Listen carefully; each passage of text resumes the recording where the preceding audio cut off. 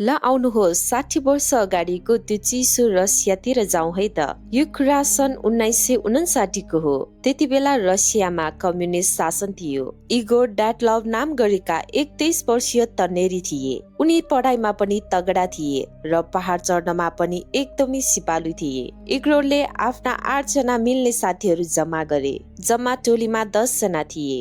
8 जना केटा र 2 जना केटी। उनीहरू सबै कलेज पढ्ने एकदमै रमाइला, जोसिला र हिउँसँग खेल्न नडराउने खालका थिए। उनीहरूको योजना थियो उत्तरी रसियाको युराल पर्वतको एउटा चुचुरोमा पुग्ने। त्यो यात्रा निकै गाह्रो थियो, तर उनीहरूलाई आफ्नो अनुभवमाथि पूरा विश्वास थियो।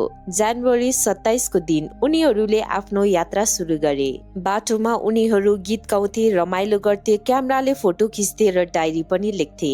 तर यात्राको सुरुमै एउटा सानो घटना भयो। टोलीका एकजना साथी युरी युडिनको खुट्टा अचानक दुख्यो। उनी बिरामी भए। उनले भने, साथीहरू म हिँड्न सक्दिनँ, म घर फर्किन्छु।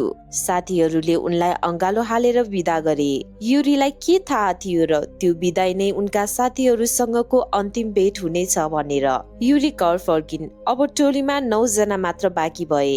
फेब्रुअरी 1 को दिन थियो। मौसम अलि बिग्रिन थाल्यो। हिउँको आँधी चल्न थाल्यो। बाक्लो हिउँले गर्दा उनीहरूले बाटो राम्रोसँग देख्न सकेनन्। उनीहरू जानुपर्ने बाटो भन्दा अलिकति अर्कोतिर लागे। उनीहरू पुगेको ठाउँको नाम थियो खोलात ख्याकल। त्यहाँ बस्ने पुराना आदिवासी मानिसहरूको भाषामा यसको अर्थ हुन्छ मृत्युको पहाड। नामै सुन्दा डरलाग्दो। यो ठाउँमा उनीहरूले त्यो रात बिताउने निर्णय गरे। साँझको 5 बजेतिर उनीहरूले पहाडको बिरालोमा आफ्नो टेन्ट टाँगे। उनीहरू तल जंगलमा गएर ओत लाग्न सक्थे, तर सायद समय बचाउन उनीहरूले त्यही खुल्ला ठाउँ रोजे। उनीहरूले बेलुकाको खाना खाए। सुत्नको लागि बाक्लो लुगा लगाएका थिएनन्। जुत्ता फुकालेर मोजा मात्र लगाएर स्लिपिङ ब्याग भित्र पसे। बाहिरको तापक्रम -30 डिग्री, एकदमै चिसो, रगत जमाउने जाडो थियो। सबै कुरा सामान्य थियो। उनीहरू गफ गर्दै सुते। तर राति सुतेपछि केही यस्तो भयो जुन आजसम्म कसैले बुझ्न सकेको छैन। उनीहरू यात्राबाट फर्कनु पर्ने दिन बित्यो, तर कोही पनि आएनन्। घरका मान्छे आत्तिए। प्रहरी र सेनाको टोली हेलिकप्टर लिएर खोजीमा निस्कियो। धेरै दिनको खोजीपछि फेब्रुअरी 26 मा बल्ल उनीहरूको टेन्ट भेटियो। उद्धार गर्ने टोलीले जे देख्यो त्यो देखेर उनीहरू चकित परे। च्यातिएको टेन्ट। उनीहरूको टेन्ट आधा हिउँले पुरिएको थियो।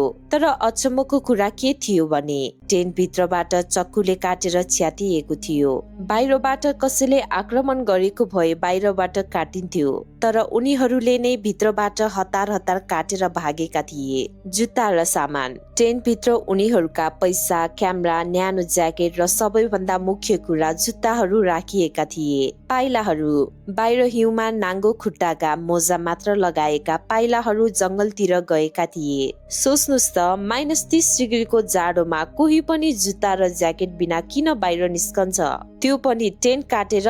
पक्कै पनि त्यहाँ मृत्यु भन्दा ठूलो अरू कुनै डर थियो। पाइला पछ्याउँदै जाँदा टेन्ट भन्दा 1.5 किलोमिटर तल एउटा ठूलो रुखमुनि 2 जना साथी युरी र युरीको लास भेटियो। उनीहरूले भित्र वस्त्र मात्र लगाएका थिए। त्यहाँ सानो आगो बालेको खरानी थियो। रुखको हाँगाहरू 5 मिटर माथिसम्म भाँचिएको थियो।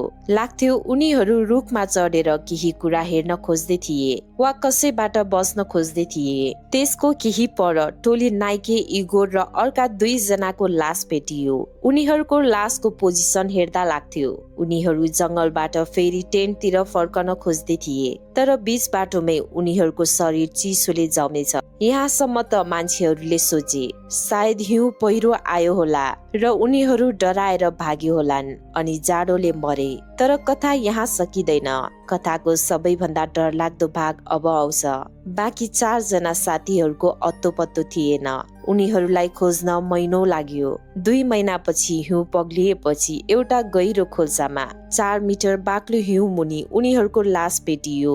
यी 4 जनाको अवस्था देखेर डाक्टरहरूको पनि सातो गयो। भाँचिएका हड्डी। 3 जनाको छातीको करङ र खप्पर नराम्ररी फुटेको थियो। डाक्टरले भने यस्तो चोट मान्छेले हानेर लाग्दैन, यो त कुनै तीव्र गतिको ट्रकले ठक्कर दिए जस्तो छ वा बम पड्किए जस्तो भयानक दबावले भएको हो। कुनै बाहिरी चोट थिएन। अचम्मको कुरा, भित्र हड्डी धुलो धुलो भएको थियो, तर बाहिरी छालामा कुनै निल्दाम वा काटेको चोट थिएन। गायब भएका अङ्गहरू, यो सुन्दा अङ्ग सिरिङ्ग हुन्छ। ती मध्ये एकजना केटी, ल्युडमिलाको जिब्रो, आँखा र ओठको मासु नै थिएन। उनको मुखभित्र खाली थियो। अर्को एकजनाको आँखा पनि थिएन। अनौठो रङ, लासहरूको छालाको रङ सुन्तला जस्तो पहेँलो र कपालको रङ खरानी जस्तो सेतो भएको थियो। रेडिएसन, उनीहरूको लुगा जाँच गर्दा त्यसमा रेडियोधर्मी विकिरण जुन परमाणु बम वा पावर प्लान्टमा हुन्छ त्यो मात्र भेटियो। पहाडको जंगलमा रेडिएसन कहाँबाट आयो? के भएको थियो? यो घटनापछि धेरै प्रश्नहरू उठे। यदि हिउँ पहिरो आएको थियो भने उनीहरू टेन्ट काटेर किन भागे? अनि पहिरोले टेन्टलाई किन पुरेको थिएन? यदि जनावर वा जंगली मान्छेले मारेको भए हिउँमा अरू कसैको पाइला किन थिएन? उनीहरूको जिब्रो कसले काट्यो? कि पछि जनावरले खायो? त्यो रेडिएसन कहाँबाट आयो? सबैभन्दा बलियो शंका। त्यति बेला गाउँका अरू मानिसहरूले आकाशमा सुन्तला रङका चम्किला डल्लाहरू, अरेन्ज ग्लोइङ स्पियर्स उडिरहेको देखेका थिए। धेरैको विश्वास छ कि तत्कालीन सोभियत सेनाले त्यहाँ कुनै गोप्य हतियार वा रकेट परीक्षण गरिरहेको थियो। सायद त्यो रात कुनै रकेट वा बम उनीहरूको टाउको माथि पड्कियो। त्यसको आवाज र दबावले उनीहरू पागल जस्तै भए। बमको असरले, शक वेभले उनीहरूको भित्री हड्डी भाँचियो र बाहिर चोट देखिएन। त्यही केमिकल वा ग्यासको कारणले उनीहरू आँखा नदेख्ने भएर टेन्ट च्यातेर नाङ्गे भागे र जाडोमा मरे। सरकारले हतार हतार यो केस बन्द गर्यो। रिपोर्टमा लेखियो, उनीहरूको मृत्युको कारण एक अप्राकृतिक र बलियो शक्ति, अननोन कम्पेलिङ फोर्स थियो। त्यो ठाउँ 3 वर्षसम्म कसैलाई जान दिएन। ती 9 जना साथीहरू जो हाँस्दै खेल्दै गएका थिए, उनीहरूले त्यो रात त्यो सुनसान पहाडमा कस्तो डरलाग्दो कुरा देखे होलान्। उनीहरू कति तडपिए होलान्। त्यो सोच्दा मात्र पनि मुटु काप्छ। आज त्यो ठाउँलाई उनी टोली नाइकेको सम्झनामा द डालो पास भनिन्छ।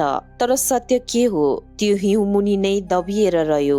यो विश्वकै सबैभन्दा ठूलो रहस्य मध्ये एक हो। यो घटना वास्तविक हो र यसमा आधारित धेरै फिल्म र डकुमेन्ट्रीहरू पनि बनेका छन्।